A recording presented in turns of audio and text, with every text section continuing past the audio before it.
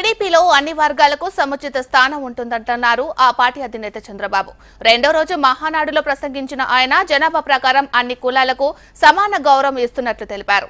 సామాజిక న్యాయం చూసిన పార్టీ టీడీపీ అన్నారు. టీడీపీలో వర్గపోరు అంటూ వైసీపీ ప్రచారం చేస్తుందని, కోవట్టులను పార్టీలోకి పంపుతోందంటున్నారు విమర్శించారు. వైసీపీ ఆటలు తన దగ్గర సాగవన్నారు.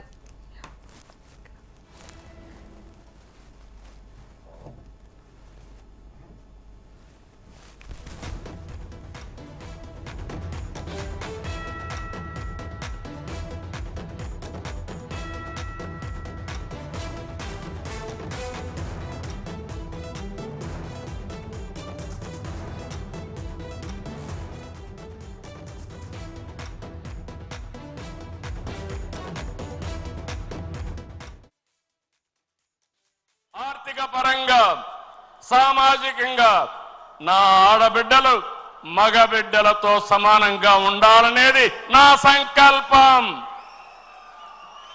ఏమమ్మా ఆడబిడ్డలు మీరు సిద్ధమా అని అడుగుతున్నా. ఏంటా మీరు కూడా సిద్ధమా సహకరించడానికి అని అడుగుతున్నా.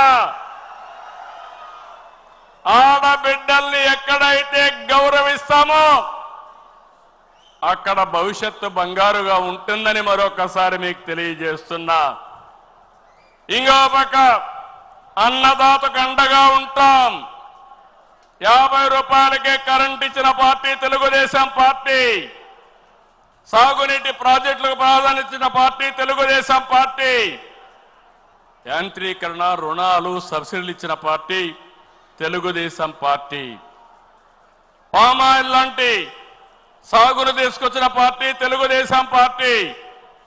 30 సంవత్సరాల కంటే ముందు రాయలసీమని సస్యశ్యామలం చేయాలని మైక్రో ఇరిగేషన్ తీసుకురావడమే కాకుండా 90% సబ్సిడీతో ఇచ్చిన పార్టీ తెలుగుదేశం పార్టీ.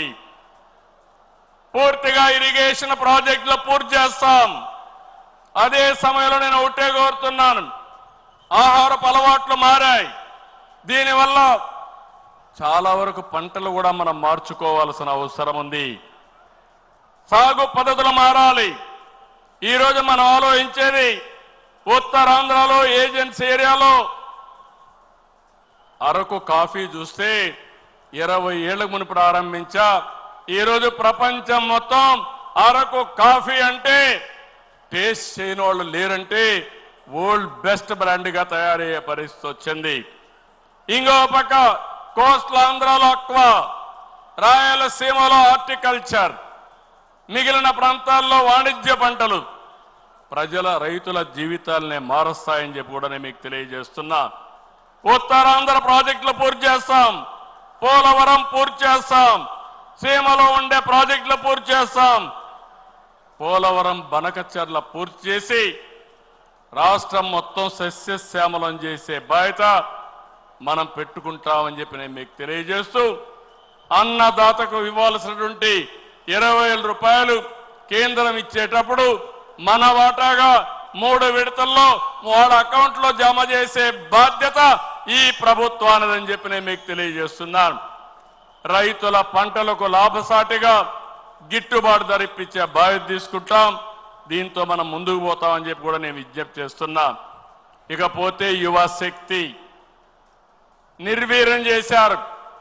ఒకటే హామీ ఇస్తున్నాం, యువశక్తి నిర్వీర్యం కావడానికి వీలు లేదు.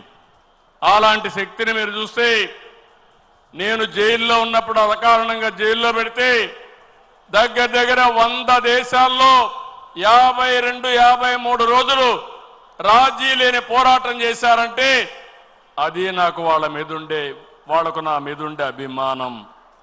అందుకనే ఈరోజు నేను ఒకటే ఆలోచిస్తున్నాను, మన యువత ప్రపంచంలో నెంబర్ 1గా చేసే బాధ్యత ఈ ప్రభుత్వాన్ని.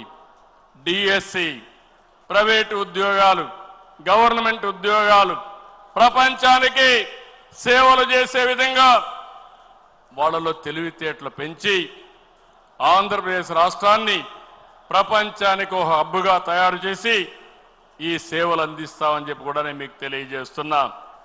ఫైనల్ గా ఇవన్నీ కలిపి తెలుగు జాతి విశ్వఖ్యాతి తెలుగు జాతి రాబోయే రోజుల్లో ఏ ఆంధ్రప్రదేశ్కు లేకుంటే తెలంగాణకు పరిమితం కాకుండా ప్రపంచంలోనే విశ్వఖ్యాతి తీసుకొచ్చే విధంగా వాళ్ళ ముందుకు తీసుకెళ్తామని చెప్పి నేను మీకు తెలియజేస్తున్నాను.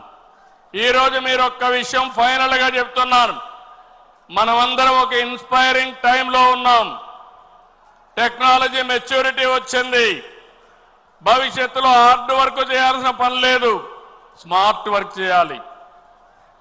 ఈరోజు మనం చూస్తే వాట్సాప్ గవర్నెన్స్ వచ్చింది. దీని ద్వారా అనేక మార్పులు వచ్చాయి. ఈరోజు 25 సంవత్సరాల కంటే ముందు ప్రారంభించిన ఐటీ మన వాళ్ళు ప్రపంచమంతా వెళ్ళి ఈరోజు ఏ దేశానికి పోయినా హైయెస్ట్ పర్ క్యాపిటల్ ఇన్కమ్ ఎవరు సాధిస్తున్నారంటే తెలుగువాడు సాధిస్తున్నాడు. అది మనందరికీ గర్వకారణం అని చెప్పి నేను మీకు తెలియజేస్తూ ఈ ఉద్యమాన్ని ముందుకు తీసుకెళ్తాం, ఇంకా తీవ్రం చేస్తాం. ప్రపంచంలోనే తెలుగు జాతి అగ్రస్థానంలో ఉండేది చేస్తాం. దానికి నా తెలుగు కుటుంబం 6 శాసనాలు ఒక గేమ్ చేంజర్గా తయారవుతాయి. మీరు అర్థం చేసుకోండి, మీ మెదడుకు పదును పెట్టండి, మీ ఆలోచనలు కూడా ఇవ్వండి. దీన్ని లాజికల్గా తీసుకెళ్ళి శాశ్వతంగా తెలుగు ప్రజల గుండెల్లో తెలుగుదేశం పార్టీ ఉండేట్టుగా చేద్దామని చెప్పి తెలియజేసుకుంటూ ఈ తీర్మానాన్ని ప్రవేశపెట్టిన అందరికీ పేరు పేరున అభినందనలు తెలియజేసుకుంటూ దీన్ని ఆమోదించవలసిందిగా మిమ్మల్ని అందరినీ కోరుతూ గట్టిగా చప్పట్లు కొట్టి హర్షాన్ని ఆమోదాన్ని తెలియజేయాలి. ఇది చివరి వరకు మీ ప్రాంతంలో ప్రతి ఒక్కరికి అర్థమయ్యేట్టుగా చెప్పే బాధ్యత మీదేనని చెప్పి మరొకసారి తెలియజేసుకుంటూ చెప్పడమే కాదు అమలు చేసే బాధ్యత కూడా మీదని చెప్పి కూడా విజ్ఞప్తి చేస్తూ సెలవు తీసుకుంటాం.